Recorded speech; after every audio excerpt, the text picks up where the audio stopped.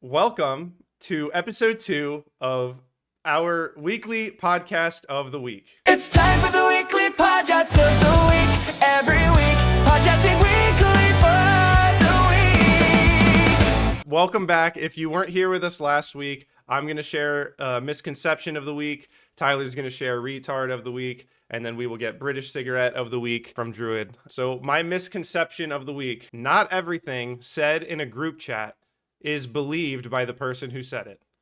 And I think most of us probably know this. Most of us who have been in group chats know this. Most young men who are in group chats know this. I think it's funny that the people who just were defending those for openly celebrating the murder of an innocent American, saying, oh, no, our jobs are immune. You can't fire us for that. For our open mockery of Charlie's death, you can't, that's a First Amendment infraction, are now demanding the resignation of people for private group chat messages that we can't even actually attribute to their true beliefs. The things you say in a group chat are often edgy, offensive, for the purpose of the humor behind, imagine if this was public. Imagine if you had said this in public. People would be obligated to react. Saying something like, I love Hitler in a group chat is offensive.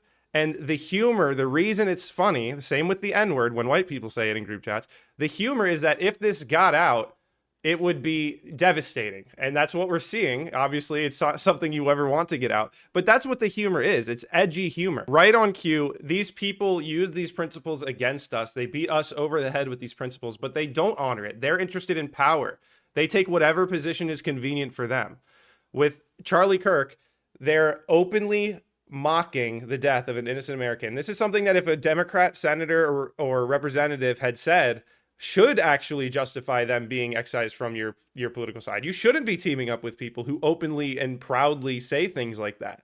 But what we're talking about here, and what the misconception is about, is that you can't attribute things that are said in private, in group chats, to be the true beliefs of the person who said it. Whether it's the white people saying the N-word, whether it's the racial jokes, whether it's virtually anything. There's a difference between a private group chat and a public statement. And these are the same people who were just First Amendment freedom fighters for the last month to openly mock and celebrate Charlie Kirk's death. And you can't fire them for that. But for private messages sent in a group chat, these people have to be excised from the right. And I also wanted to wrap this up by saying I think it's hilarious that people think that the middle of the road voter is going to look at this group chat and say, oh, I don't want to be associated with people like that. I need to go associate with the people who openly celebrated Charlie Kirk's murder. Hey! You ever heard of Ozempic, you fat ass? The timing of this group chat release is almost hilariously ironic because it comes right after their public speech. They were showing how they actually felt, and that's why a lot of people got fired.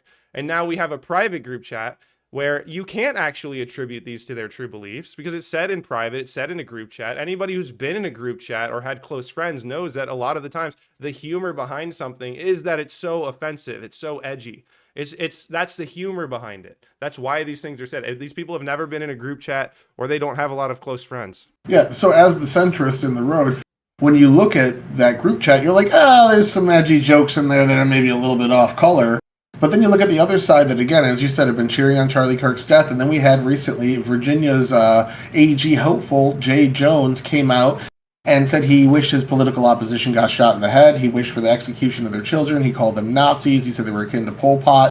Basically what Democrats have been saying for years at this point. So when you look at one side openly cheering for a death, we have elected Democrat officials. There was a judge that was laughing about it and saying it was karma. There's people saying we shouldn't celebrate him like Martin Luther King because he said racist and sexist and homophobic things and blah, blah, blah. Like when you look at that and then you look at this group text from completely unelected private citizens having fun, there's almost no comparison, and it shoots them in the foot because their strategy right now, the Democratic Party is not set to lead in anything. They're losing in crime, immigration, foreign conflicts, U.S. economy, gun control, political extremism, representing democracy, corruption.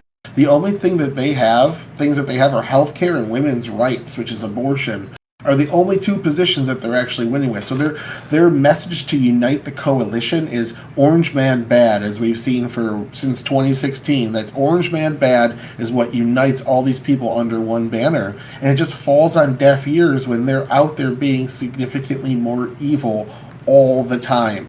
And to build off that too, like we can see it in real time. Like 4 days ago, Ro Khanna, my representative, this is what annoys me so much, is that Jay Jones, in his very violent rhetoric, was shut down by the person that he was individually texting, being like, hey, this is making me uncomfortable, like why would you say these things, like and he doubles down on it, basically saying, yeah, I've told you this before, like when people feel pain personally, they move on policy, like literally wishing that they feel terror so that they move on policy. It was what his, like, this wasn't a group chat either of like being edgy and like being like friendly with like comrades or with like fellow like people you work with or people that you go have beers with. Like this was like a direct message explaining his thoughts. And the fact that Ro Khanna, and I sent these to Sadie for her to bring them up, is saying on October 14th about the Republican group chat, basically JD Vance is being like, this was like a bunch of college kids pearl clutching, and we ignore when powerful people like Jay Jones call for political violence. And Ro Khanna is saying, why can't we denounce both? And then today, 22 hours ago, he's retweeting something that literally just happened, and similarly to a Democrat who's running for office, is that he's like a 37-year-old guy who's like a veteran, and his Reddit was leaked. His like Reddit comments that he had even deleted were leaked, and he comes out with like a 4-minute statement kind of explaining respectfully and as an adult kind of like the situation. And Ro Khanna is literally going back on like he is just having a double standard for Republicans, and just you're in my face 4 days, like within 4 days of each other. He stands by his endorsement, but he says that we should condemn the Republicans.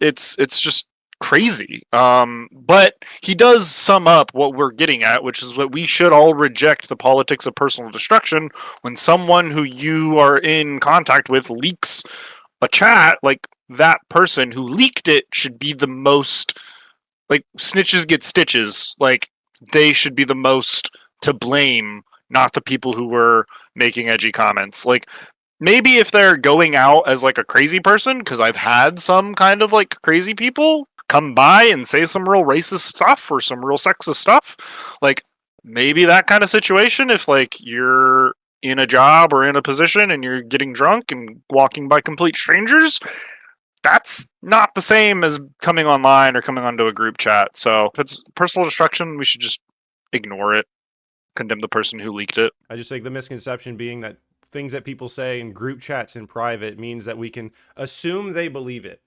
That's really what the left wants to do here. Is they're saying, oh, you have to cancel these people. You can't align with these people. They can't be on the right with you anymore. You can't stand with them. Just because somebody said I love Hitler in that group chat doesn't mean that I'm going to assume that they mean that. It's a group chat. Like anyone who's been in a group chat understands that. I've been in group chats where the entire purpose of the group chat is to send the most offensive thing you've seen on the internet. Like when you see something that's like so over the top, edgy and offensive, you send that to your friends and it's like, bro, like what is this? Like, this is insane. That's what the humor is. These people have no sense of humor. They're trying to beat us over the head with the principle of freedom of speech, yet right on cue after defending the open mocking and celebration of Charlie Kirk's murder. These people are not principled. They're not motivated by anything good. They're motivated by power, and they're motivated by whatever position is the most convenient for them to hold. So I felt like this was a good timely misconception to go with this week. I was also going to discuss maybe Christopher Columbus, but maybe I'll just tag Michael Knowles' video on that in the description because he covers that pretty well. Yeah, most of the jokes that I saw that came out of that, compared to like the Chappelle Show, something I grew up on that was on Comedy Central, the jokes weren't even as bad as the Chappelle Show's racial humor. It wasn't anything too crazy for the most part. And again, like when you have one person saying he was joking, he said he was joking, it was dark humor, but he was calling for the death of his political opposition. And when you have that, you just hand wave it off of a person that's running for office that's still completely endorsed by the party. When you have that, you cannot make me give a shit about a bunch of random voters that don't hold any political office that are just sitting around bullshitting. Like, it just doesn't work. If you're not going to hold your politicians accountable to the standard, why should we hold random fucking people accountable to it? The principle of these people are, oh, we're such principled First Amendment fighters. We think you should be immune from firings because you mock a death.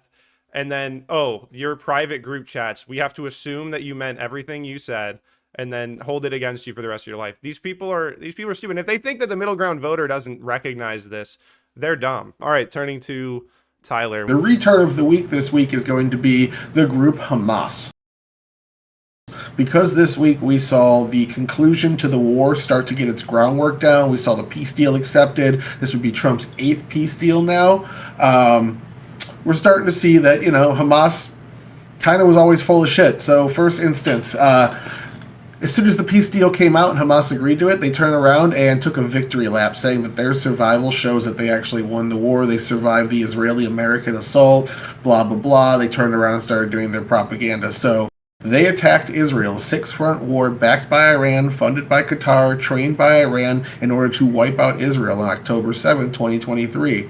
3 days later, they were crying that Israel was genociding them. Genocide-like actions was the first term coming out of the Gaza Health Ministry. 3 days after they started a war, they started crying genocide. And then as soon as the war ended, the famine just suddenly disappeared, the genocide suddenly disappeared, and they're claiming they won the war now. So they expose themselves to be a bunch of lying retards.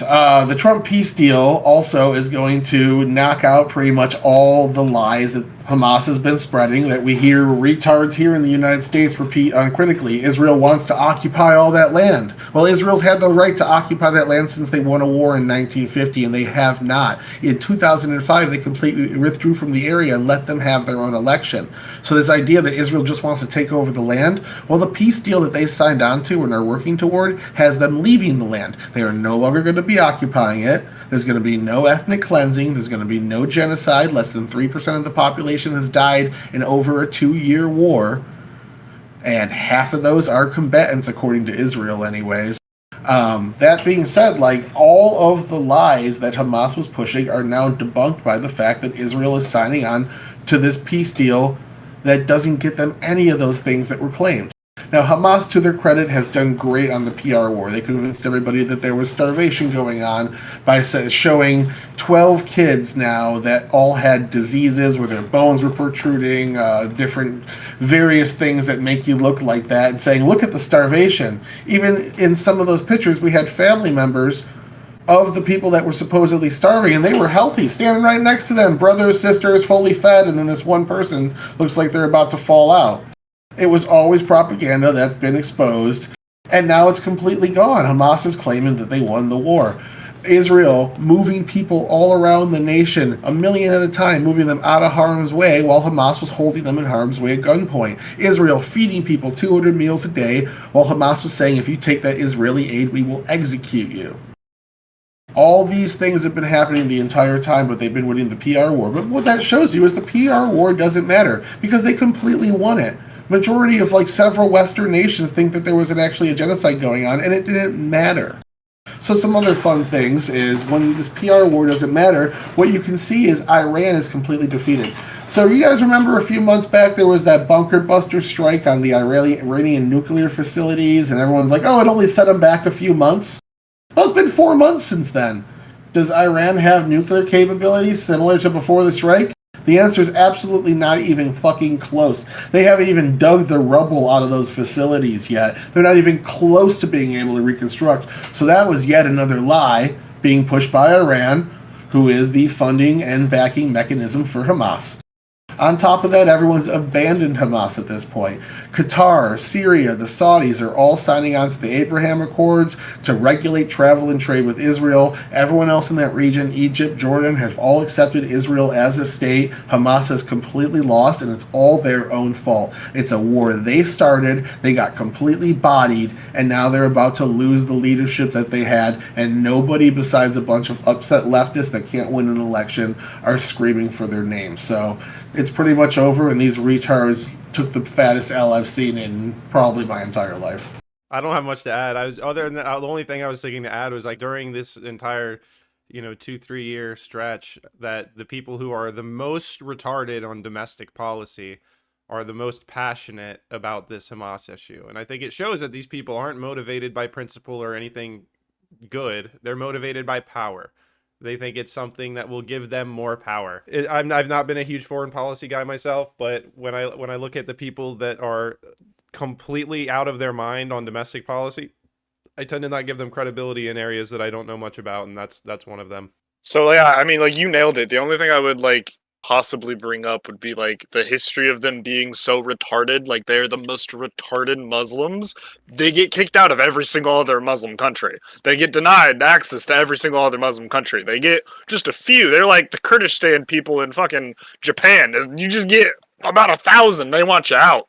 The only smart thing that I would give them credit for, not even I guess the totals would be probably part of this, would be they did infiltrate the UN fairly expertly. They got the UN to fund all of their propaganda and all of their schools, basically, to just reinforce this, like, Jews are the devil, Jews are out to get us, yada yada yada. And I think, yeah, just like it very much is kind of similar to like just being the most retarded faction of your religion. No, on top of that, 13% of senior educators in the United Nations schooling facilities were Hamas agents, and then a bunch of lower level ones as well. There's estimated to be about 100,000 child soldiers that have been in or working with Hamas or Hamas-affiliated groups in Gaza and the West Bank in the last couple of decades. And UNRWA, like, the hostages that were being freed were saying, we're being stored in UNRWA facilities, we're being stored in UNRWA tents, people wearing UNRWA vests working for the UN were holding us at gunpoint. It's been completely infiltrated to the point where, like, Israel will not allow them into Gaza anymore, and the UN has no desire to clean that up at all or fix it. They won't even admit it's a problem. They're saying they only have evidence of 3 members of UNRWA being part of Hamas or something, like some tiny number like that, where Israel's showing evidence of hundreds. So, yeah, and they've been completely infiltrated. It's that Qatar money. That Qatar money goes, like that Trump plane, that $400 million plane that Trump got from Qatar. Every major university in the United States has fucking 4 of those sitting on their lawn teaching Middle Eastern studies approved by Qatar. Qatar is giving them that funding, saying, open up this wing, teach these classes, and we'll give you this certain amount of money every year. And Harvard's happy to take that and turn around and teach anti-Semitic studies. That's why these movements all spring up on campuses as coordinated as they were. Go back to your point about leftist violence. You have to understand this is not something new. This is not something that's randomly happening. It happened in China, it happened in Vietnam, it happened in Cuba, which I'm Cuban. So every single time the leftists take over, what do they want? Revolution. To what? Break down the status quo. How do they do that? Not through peace, they do it through revolution. Che Guevara, Fidel Castro, Pol Pot, Mao Zedong, Stalin. Every single time, that's how they do it. And you know who they use? All of you. They use the universities. They use leftists. The authoritarians, the strongmen, convinced the leftists to fight for them. It happened in Iran where the Ayatollah took over. It happened in Cuba with Castro. They get the leftists to disrupt and cause destabilization. Once they take power, they get rid of all of the leftists that help them get in power. Mao Zedong created the Red Guard. When he got in power, he said, all universities canceled. I want you to get my book. It's called the Little Red Book. Put it in your pocket and go around, and if any teacher has spoken out against me, I want you to tell the communist commissar we're going to arrest him and kill them. They did that. The army didn't step in. They allowed the protesters and the revolutionaries to do what they want. You know what Mao did after he got power? He said, I don't need any more destabilization. He sent them out into the fields to work, and 9 million of them died. That's what he's done. The Shah did it, the same thing to the leftists. The leftists are always, we call them the useful idiots. Not all of them, but the ones who are revolutionary. They are used to destabilize. They go after the young people in universities every single time, hundreds and hundreds of years. This is the same thing happening over again. This is not new. What you're experiencing is not new. It's just new to you. It's new to our age. So after the war ended, what Hamas did was go around and they killed all the collaborators. Anyone that was working with Israel, working with the United States, working with the enemies of Hamas, they were all collaborators. The US-based college groups the one that Khalil was part of, Muhammad Khalil, the guy that's getting deported, were chanting death to the collaborators. Ceasefire in Gaza is bringing hope, but tension still remains on college campuses. Angela Brown explains. This post came from the National Chapter of Students for Justice in Palestine, just hours after the killing of Palestinian journalist Saleh al-Jafari. In the social media post, SJP declared death to the occupation, death to collaborators, sparking national media coverage and backlash. Dr. Zachary Marshall, Campus Reform. One of their social media darlings, agent of Hamas, who was an influencer, was killed in one of the skirmishes, and they're now saying, "We honor all our martyrs. Death to the collaborators." In the United States, they were so in tune with what Hamas was saying on the ground in Gaza that despite the fact that the media didn't report on this at all, they were chanting in the United States, death to collaborators, death to anyone that worked against Hamas with Israel. All the Gazans that worked with Israel need to die. And that's what these people were chanting that say they care about the Gazans. It's fucking crazy to me. Yeah, retards can't win except for in rhetoric. Oh yeah, and they won the rhetorical war and it didn't matter. Like, they've been completely bombarded. Right now, all the allies, all the proxies of Iran, Hezbollah is being forced out of Lebanon. They're being disarmed by the government there. The Houthis are being forced out of Yemen, working with the United States. Both of their leaderships were completely decimated. Iran slowly is collapsing. Trump was also mentioning how Hamas needs to stop killing collaborators as well, or even like people suspected of being collaborators. It's just crazy. Yep. So Iran is completely destroyed. All their proxies are getting completely destroyed, and all their allies are switching teams. This October 7th attack will probably indirectly lead to a peaceful Middle East because everyone is just sick of dealing with Iran. So, for the British cigarette of the week, we have this fucker, Zoran Mamdani, the frontrunner for the New York City mayorship. He was a backwater fucking Democrat in the state, and now he's, going up in the world to run for New York mayor. His parents, being an only child, he just reeks of pretentious factory. And he's not really even American. He immigrated with his family. He is fresh off the boat, literally. His mother is the only reason why he looks good, because she's been doing fucking, movies and shit. And his father's, an African communist academic. So he's got a nice, pedigree of factory. So he previously also, just this picture right here. Just, what does this scream, guys?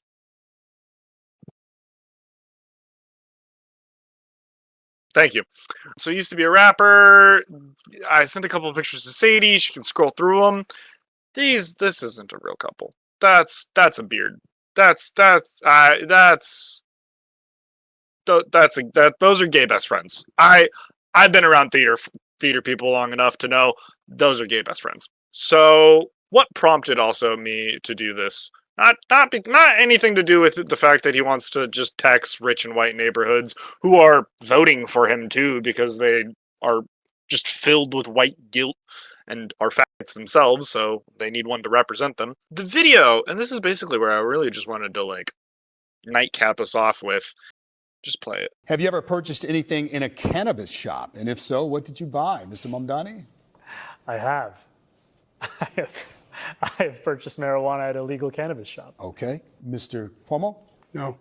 Mr. Sliwa? All right, look at that. Cuomo, simple no. You could have just gone with the simple yes, of course. I'm a millennial. Could have, but no, he's yeah, of course I purchased it at a legal marijuana store. Cuomo with his old fat ass fucking going with no, I kill people. I kill old ladies. So of course I don't participate in that. I'll have a nice cigar and a whiskey, but that's it. You could have just been cool. You could have been cool. Cuomo, all right, but he's not really a factor. But Silwa. Mr. Silwa. Mr. Sliwa? When I was shot 5 times, I've had Crohn's disease. I did use medical marijuana. Yes. Both of the fellow guys beside him are cool about it. They're just they say their piece and they're cool about it. But he's just such a gay theater kid. He's such just I've been surrounded by them my entire life. I love them. I appreciate them doing entertainment and improv and plays and keeping Shakespeare alive. But keep your factory in the theater where it belongs and don't enter politics. It's unbecoming of a theater person to enter politics, honestly. You're dirtying up our stage. All right? Not cool. Not cool at all. So, that's the fact of this week. I was just gonna say the dude, like, I guess he went up on stage and just denied the past. Like he said in the past, globalize the Intifada, which is like the Intifada was armed attacks against Israel where they're killing Israelis. About the term globalize the Intifada, if it makes you uncomfortable. In that moment, you did not condemn the phrase. Now, just so folks understand, it's a phrase that many people hear as a call to violence against Jews. There's been a lot of attention on this issue, so I want to give you an opportunity to respond here and now. Do you condemn that phrase, globalize the Intifada? That's not language that I use. The language that I use and the language that I will continue to use to lead this city is that which speaks clearly to my intent, which is an intent grounded in a belief in universal human rights. And ultimately, that's what is the foundation of so much of my politics, the belief that freedom and justice and safety are things that, to have meaning, have to be applied to all people, and that includes Israelis and Palestinians alike. But do you actually condemn it? I think that's the question and the outstanding issue that a number of people, both of the Jewish faith and beyond, have. Do you condemn that phase, globalize the Intifada, which a lot of people hear as a call to violence against Jews? I've heard from many Jewish New Yorkers who have shared their concerns with me, especially in light of the horrific attacks that we saw in Washington, D.C. and in Boulder, Colorado, about this moment of anti-Semitism in our country and in our city. And I've heard those fears and I've had those conversations, and ultimately they are part and parcel of why in my campaign I've put forward a commitment to increase funding for anti-hate crime programming by 800%. Very quickly, for the people who care about the language and who feel really concerned by that phrase, why not just condemn it? My concern is to start to walk down the line of language and making clear what language I believe is permissible or impermissible takes me into a place similar to that of the president, who is looking to do those very kinds of things, putting people in jail for writing an op-ed, putting them in jail for protesting. Ultimately, it's not language that I use. It's language I understand there are concerns about. And what I will do is showcase my vision for the city through my words and my actions. He's talked about defunding the police. He denied saying that, making prostitution decent to criminalize sex work in the past, and said he never said that. So he basically went on stage and lied about his entire record, and I think that's going to hurt him. At the end of the day, if you look at the polling, he only has about a 45% approval rating in, well, like the vote tally. So if you consolidate the vote against him, he can still lose. Yep. But it looks like Sleva and Cuomo are going at each other for that in a way that's probably going to hurt them more than help. They were on each other more that debate than anything. And this goes actually, a part of the reason also why I wanted to do Memdani is because of what we talked about, Pentuple, which is that, like, and also the video of, maybe I could find it, of Hassan watching one of his answers of him just lying straight to the moderator and to the camera. Hassan was like giggling about it. Oh yeah, it was about Hassan too. He was condemning Hassan for his 9/11 comments. Genocide. And I find the comments that Hassan made on 9/11 to be objectionable and reprehensible. And I also think that part of the reason why Democrats are in the situation that we are in, of being a permanent minority in this country, is we are looking only to speak to journalists. He's just lying. He's just lying to everybody's face. When get him 3 martinis in, start flirting with him if you're a cute boy like Scott Pressler, and maybe he'll start screaming about how, yeah, we should actually tax white people. We should have a white guilt tax, and that should fund reparations. And, like, I don't even want to touch that with a 10-foot pole, which is why theater faggots should stay the fuck away from politics and stay on stage or on a movie. Get the fuck out of politics. Yeah, and I'll give a quick shout out to Gen Z Attorney, who I don't know very well, but he made the same point that I was thinking, where when he denounced Hassan started laughing. And it shows that these people are essentially willing to say whatever it takes. They know that they don't mean it. Hassan knows that it doesn't matter that he's denouncing him, that he's only doing it to get political points. It's very telling that these people try to beat us over the head with our own principles. and this is a little bit separate from Adami, but it's like the same people who 10 years ago were saying the Constitution's outdated now think that we're going to take them seriously when they go out and their biggest, most passionate issue is defending the Constitution. I'm old enough to remember when they were arguing that the Constitution was outdated and that they were actually the side that didn't respect the Constitution. It was written by slave owners. It was written for white people. Those were the arguments 10 years ago. And now they're coming out and they're ardently defending all of our rights, our freedoms, due process, the Constitution. It's not based in principle. It's based in power and convenience, and it's disgusting. And the left is garbage and deserves defeat. Until they start acting fucking sane again. Yes, they need to continuously lose until the party exercises its right to kick out all of the leftist progressives and return to adult politics. Because, like, we'll all benefit if there's a Democrat Party that you guys could reasonably vote for. If you have competition, good competition, it makes both parties better. But when one of them is this far out of reality, they need to lose until they stop. Shout out to Sadie for editing. Give us a follow, whether you're watching on my channel, his channel, or his channel. All of the links are in the descriptions of all of our channels because we all post these episodes. So thank you for watching wherever you came from, and we'll see you. Oh, I fucked it up. Thank you for watching the weekly podcast of the week. It's time for the weekly podcast of the week. Every week